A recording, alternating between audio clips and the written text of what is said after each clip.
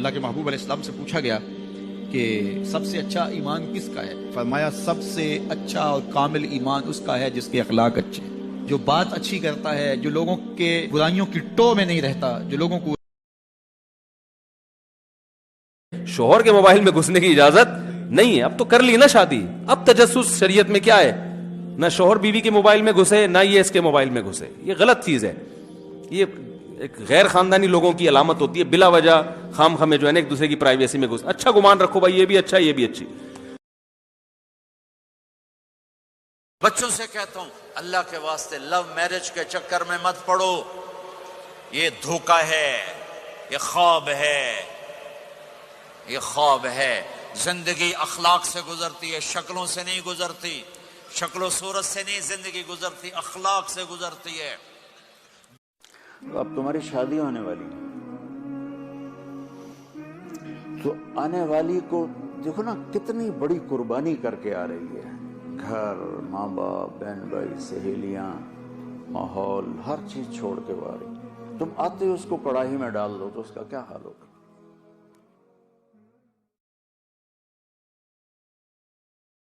اللہ کی قسم کبھی آپ دوسروں کے لیے دعا مانگ کر تو دیکھو، کوشش تو کرو. دوسروں کے لیے دعا مانگ کر کو تو دیکھو، آپ کو اپنے لیے دعا مانگنے کی ضرورت ہی نہیں پڑے گی. اللہ سبحانہ و تعالیٰ فرشتوں کو حکم دیتے ہیں کہ یہ تو باؤلا اپنے لیے تو کچھ مانگ ہی نہیں رہا، جاؤ جو اس نے مانگا اس کو سب مانگنے والوں سے زیادہ عطا فرما. 3 کام کی باتیں سن لیجئے، آپ کو زندگی بھر کام آئے گی. نمبر 1، رشتے چاہے کتنے ہی برے کیوں نہ ہو اسے توڑنا نہیں چاہیے، نبھا لینا چاہیے. کیونکہ پانی چاہے کتنا ہی گندا کیوں نہ ہو، بھلے پیاس بجھا نہیں سکتا لیکن آگ تو بجھا سکتا ہے. نمبر 2، ایک چھوٹی سی چیوٹی آپ کے پاؤں کو کاٹ سکتی ہے لیکن آپ اس چیوٹی کے پاؤں کو نہیں کاٹ سکتے. اس لیے زندگی میں کسی کو چھوٹا نہیں سمجھنا چاہیے، کیونکہ وہ کر سکتا ہے جو آپ نہیں کر سکتے. نمبر 3، چند سیکنڈ کی مسکراہٹ سے جب فوٹو اچھی آ سکتی ہے تو ہمیشہ مسکرانے سے زندگی بھی اچھی ہو سکتی ہے. بات سمجھ میں آئی؟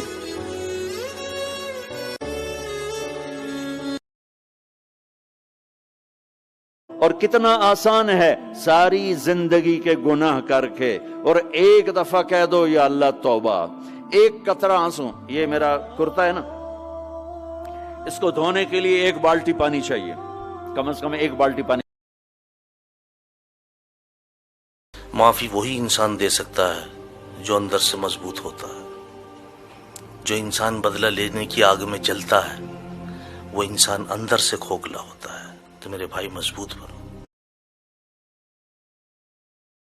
آج کی عورت کہتی ہے کہ میں نہیں کر سکتی نماز، روزہ اور یہ امور نہیں بجا لا سکتی، بچوں کا بوجھ اتنا ہے، ان کی تربیت اور ان کو کھانا دینا، ان کو دودھ دینا، بار بار جو ہے وہ ان کا لباس تبدیل کرنا، کب وقت ہوتا ہے، میرے کپڑے بھی ناپاک ہو جاتے ہیں، تو کیسے میں ان کو جو ہے بچوں کو کروں اور اس کے بعد عبادات بھی وقت پہ کر سکوں. تو یہ بڑا مشکل ہے.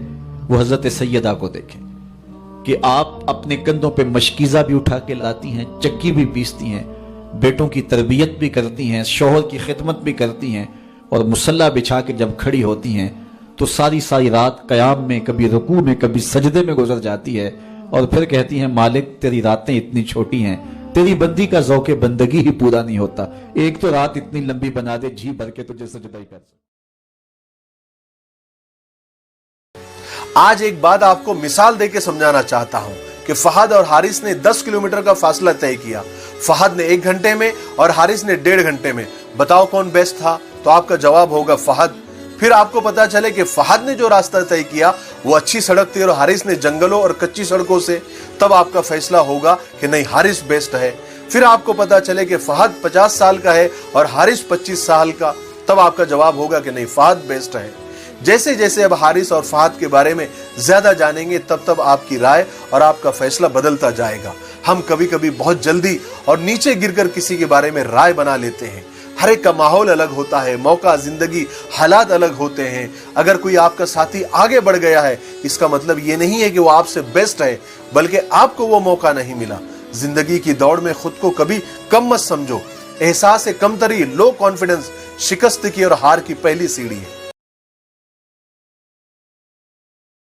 ہمیشہ یاد رکھو، کبھی اولاد کے سامنے بیوی کو گالی مت دینا، کیونکہ اولاد کی جو جنت ہے وہ ماں کے پاؤں کے نیچے ہے. آپ کی ایک گالی اولاد کی جنت برباد کر سکتی ہے.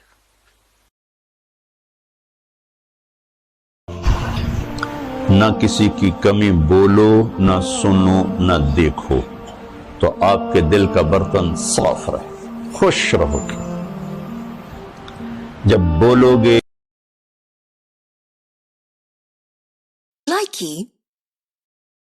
میرا نبی فرماتے ہیں کہ اللہ رمضان میں سارے آسمان کے فرشتوں سے فرماتا ہے روزے رکھنے والوں کی دعا پر آمین کہو. عرش کے فرشتوں سے اللہ فرماتا ہے میری تسبیح چھوڑ. حضرت علی ہی کا فرمان ہے کہ جس شخص نے ایک فرض روزہ چھوڑ دیا پھر قیامت تک اس کی قضا میں نفل روزے رکھتا رہا تو ایک روزے کا یہ سارے روزے بدلہ نہیں ہو سکتے. جس چیز کی آپ کو طلب ہو، یعنی وہ چیز آپ کو چاہیے، اس کو بانٹنا شروع کر دو. پھر چاہے عزت ہو، روزی ہو، محبت ہو، دولت ہو، سکون ہو. میرا یقین کرو یہ چیزیں کئی گنا ہو کر پلٹ کر آپ کے پاس آئے گی. آزما کر دیکھ لینا.